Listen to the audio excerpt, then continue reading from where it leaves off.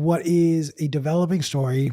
This has not passed. So I want to be perfectly clear. This act has not actually passed, but the Inflation Reduction Act of 2022 seems to have moved forward now that Senator Joe Manchin out of West Virginia has sided with the Democrats. This leaves only the senator out of Arizona, Kristen Sinema, as the final vote for the Democrats to get this bill pushed through the Senate. I want to first highlight some key points that have been taken out of this bill. So these are things that are no longer on the table, not an option, will not get passed through. Universal pre-K and childcare, free community college, expanded Medicare benefits, closing the Medicaid gap, home care for the elderly and disabled. Holy fuck, those are actually things that I genuinely believe are important. Child tax credits, I don't actually give a fuck about that. If you choose to have a kid, that's on you. New investments in affordable housing, as well as taxes on ultra rich investors to pay for it all. So none of those things that I've just listed are in this bill. They've all been stricken, all been taken out. What is in this now $739 billion bill? A 15% corporate minimum tax. That's going to run them no, that's not right. Prescription drug reform, IRS tax enforcement, closed carried interest loophole. So those four things are supposed to give them $739 billion in revenue. What are they going to spend money on? It's going to cost us $433 billion for energy and climate, which is going to be $369 billion. And then Affordable Care Act subsidies, another $64 billion, notably a 3-year extension up from 2 in the last deal. This takes it past the 2024 election. Look, this is a drop in the bucket when you compare it to things like the Build Back Better plan or the $2 trillion bill that passed the House last year. To be honest, this doesn't really solve anything. Like, the energy concessions here are not focused on creating new oil pipelines. They're focused on creating new, quote unquote, renewable energy outlets, which may be viable investments. However, like, that doesn't solve our energy crisis today. That only prolongs our ongoing issue. Two things that stood out to me. One was the 50% corporate minimum tax. So obviously, different businesses have different tax amounts. I know some of them legally avoid taxes by basically reinvesting in their business. I know Apple's, famous for this. I think it was called the Ireland tax rule, where basically they set up like a corporation in Ireland, and they're kind of funneling money through Ireland, and then they're also using business expenses to write off revenue gains. Which with a 15% corporate minimum tax, not only does this affect the United States trying to tax businesses at least 15%, where do you think that money is going to go? The businesses are still not going to pay that. They're just going to raise the rates of their goods 15% or whatever the difference is between what they currently pay to the 15% that they will be paying.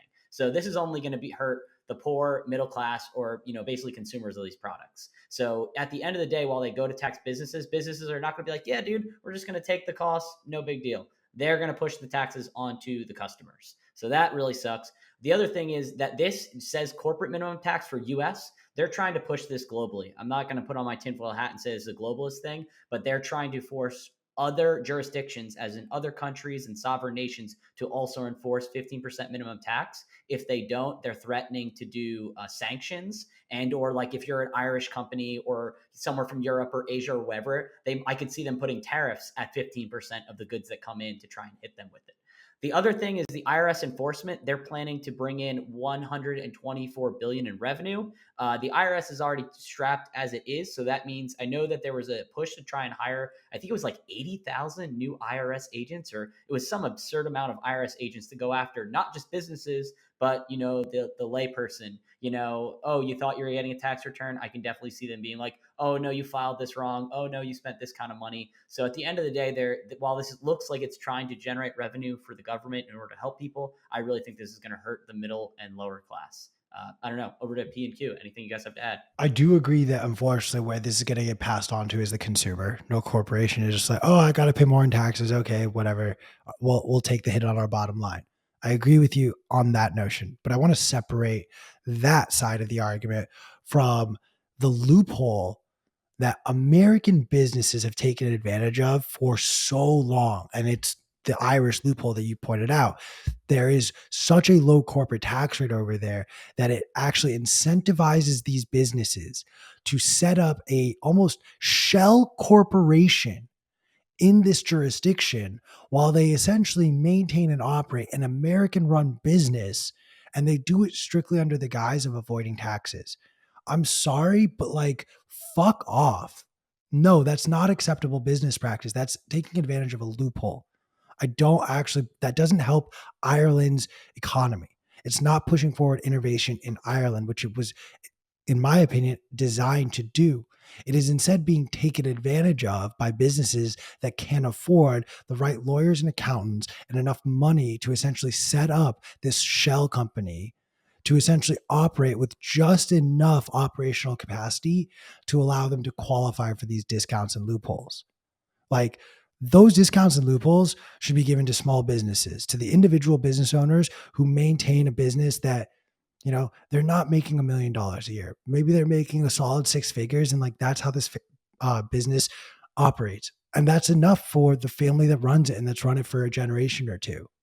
Like, those are the companies that need the better these types of loopholes. However, they're not given them, and the reason they're not given them is because they also can't afford the lobbyists who whisper in these politicians' ears, "Hey, under no circumstances can you get rid of this Irish loophole. Otherwise, you won't get the same campaign financing from Apple next year. You just won't. For the next election cycle, Apple will cut their donations in half." Like, let's not be naive about it. That is a conversation that genuinely has happened over the course of the last 2 years. I'm pulling it out of my ass. I do not have a source. I'm just telling you, let's think this through logically here. That's the conclusion that I can draw. So while I do think there is raising taxes is stupid, I do not think the government is the best allocator of funds. I do think that this is a benefit in the eyes of, at least let's get rid of these types of loopholes that the big businesses can take advantage of and continue to funnel money into keeping that loophole for themselves.